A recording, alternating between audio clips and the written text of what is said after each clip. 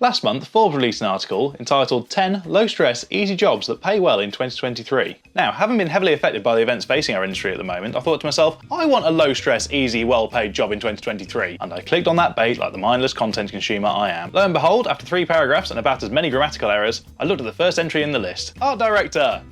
Hang on a minute, that's my job. It's not low stress, easy or highly paid. Regardless of the insult, I continue to read on to see what this contributor to Forbes thinks I do for a living. So, my job description is as follows. Art directors maintain creative vision and direct advertising projects including TV, commercials, films, shows and live performances. They determine the overall messaging that is relayed to the audience and lead teams of artists. Okay, so it looks like the article has confused a film and TV art director with an advertising agency or editorial art director, which are very different jobs indeed. It also says that the average salary is $142,000, so I don't really know which art directors they've been talking to there. Now this got me thinking about the general lack of understanding people have about the art department, what we all do for a living, and what we contribute to your favourite films and TV shows. Sir, why don't you just use real cows? Cows don't look like cows on film. You gotta use horses.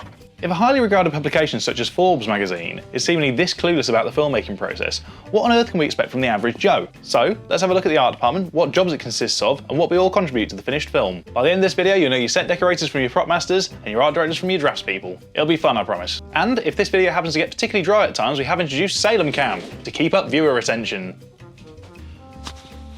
Trust me, it works. We literally get spikes in viewership when I feature the cat. Is that right, mate? No? He's going. Quick caveat from the top, the scale of an art department will change dramatically depending on the scale and nature of the production you are working on. So, a major feature film set in a fantasy or science fiction universe will naturally have a much larger crew with more roles in it than the crew of a modern day TV drama, for instance. And in the interest of keeping everything in line with industry standards, I will be using the hierarchy that is listed on the art department page of the BECTU website. That's the British Film and TV Industry Union, link in description.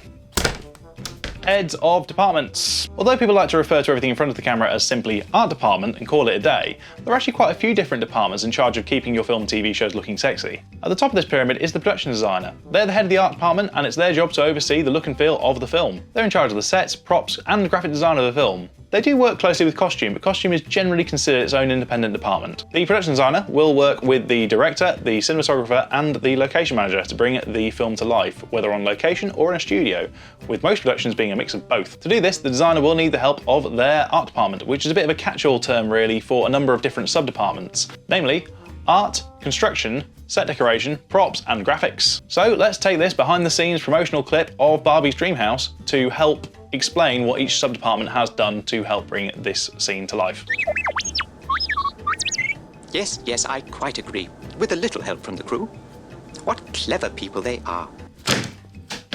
Art department. This is where the art director works. An art director is generally responsible for drawing up and arranging set builds, either in a stage or adapting existing locations.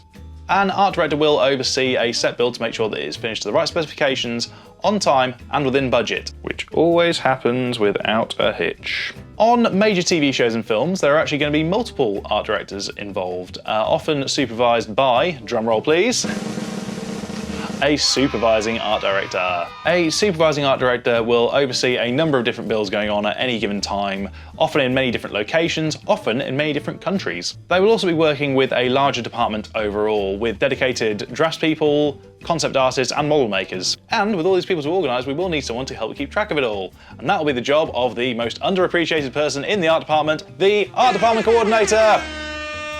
So for our scene here, the art directors and the draftspeople would have drawn up the plans for Barbie's Dreamhouse, this wall in the backdrop, and the layout on the floor. They would also arrange the painter for the scenic backdrop here. They also may well have been involved with the creation of Barbie's Mark I Corvette replica, but more on that later. Now, drawings are lovely, but the art department will need a construction team to bring those drawings to life. So, the construction department. Led by a construction manager, the build team will consist of carpenters, scenic painters, riggers, machinists, and scenic plasterers. Larger productions tend to have an in-house dedicated construction department, whilst small to mid-sized productions tend to outsource a lot of this stuff to scenery companies. So the construction team would have physically built Barbie's Dreamhouse here, as well as the wall in the backdrop and the landscape elements in the foreground. They would also have rigged the canvas in the backdrop for the landscape painting to be painted onto. Set decoration.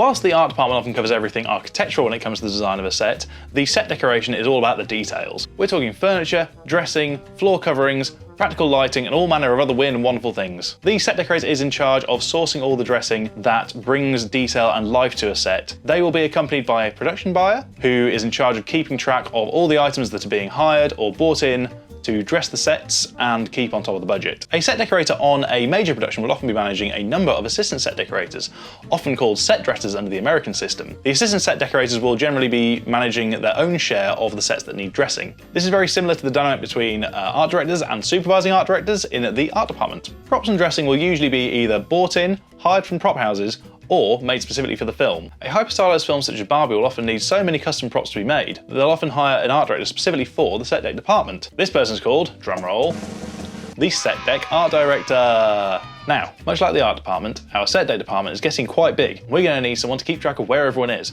And that is going to be the job of the set deck coordinator. Woo! Woo! But seriously, the management roles do not get enough credit in our industry, so thank you very much to the coordinators. So the set decoration department would have sourced or made the furniture, the greens with help from the greens department, the practical lighting, that's any on-screen light source by the way, any wallpaper in shot, and the street furniture. And yes, I'm aware that this scene does not feature any real plants, so they would be handled by the prop department.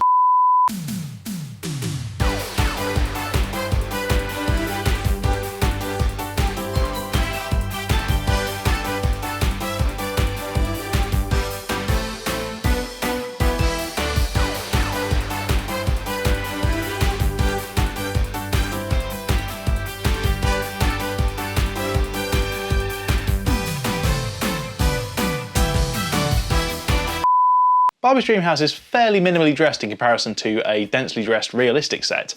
However, we're still going to need a department to keep track of where all this stuff goes. And that's where the next department comes in. The props department. You see this set? Can you see how much stuff there is? Imagine keeping track of all that over the course of an entire film or TV series. Luckily, there's a whole department dedicated to doing just that. And the props department is headed up by, drumroll please, the prop master. The prop master is in charge of keeping track of which sets need dressing and striking on which days and organising the dressing team. They will usually be joined by an assistant prop master and charge hands who are in charge of delivering specific sets. As well as this, logistics, transport and storage will be handled by the prop storeman! Little Jess Festival horn. The prop department will also oversee a prop making workshop, especially on fantasy or sci-fi movies with the need for a lot of custom makes. This team will be tasked with the making of custom furniture, action props and sometimes items such as Barbie's sweet Corvette. Barbie Silverback. This is it, Barbie. However, vehicles are often handled by the special effects department or outsourced to specialist fabricators if they need to do anything more than simply roll around. Leave a comment if you want to see a deep dive on picture vehicles. Graphic design! I did not have a smooth way of transitioning over to graphics, but here we are. Graphic design is a huge part of the art department and covers anything from food labels to shop signage to motion graphics on screens. You think those bleep bleep maps and control rooms come from Shutterstocks? Wrong! They just ran down to the office to get that Wonka bar? No! The graphics department, much like other parts of the art department, simply do not get enough credit. Air horns! So we've had art, construction, set deck and props all work together in perfect unison to get the set ready for the day of filming. But there's always going to be things that need tweaking and moving around to frame while filming. So are all those departments going to hang around to do all that? No. This is the job for the standby team. The standby team, usually consisting of a standby art director and a couple of standby props, is in charge of keeping an eye on each take and making sure that everything in front of camera is in good shape. They're also responsible for keeping hold of action props, retrieving them back from actors, and resetting between takes. Fun fact, Mad Men's John Hamm used to be a standby prop. Roll the clip. Basically, it's like you make sure the set looks right. So you put all the stuff in, you clean the ashtray or whatever, matches what it did at the beginning. You take a Polaroid, in those days, a Polaroid of it, and then you look at the Polaroid, okay, the thing was here and the couch was here. Because when they move the camera, you have to move all that shit out of the way and then you have to move it back. This is a crucial part of the art department. They're often working under incredibly high stress circumstances. So, one last air horn jingle, please, for the standby team!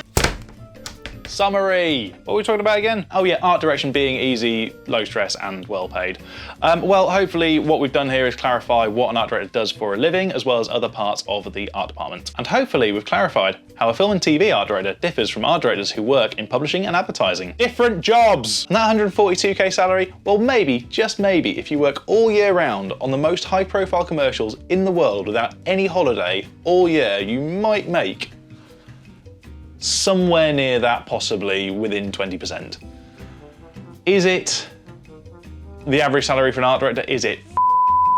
So a little message to Forbes, if you are going to run an article about how overpaid and easy people's jobs are, at least get the jobs right. Also, other jobs insulted in this article include marketing specialist, truck driver, personal trainer, masseuse, private tutor, no specific subject given, chauffeur, and the easiest, most overpaid of them all, writers. Thank you for watching all the way through to the end. I hope you found that interesting and informative. If you did, please leave a like, consider subscribing and do a comment. I hope to see you again here soon on the Set Design channel. Thank you, goodbye.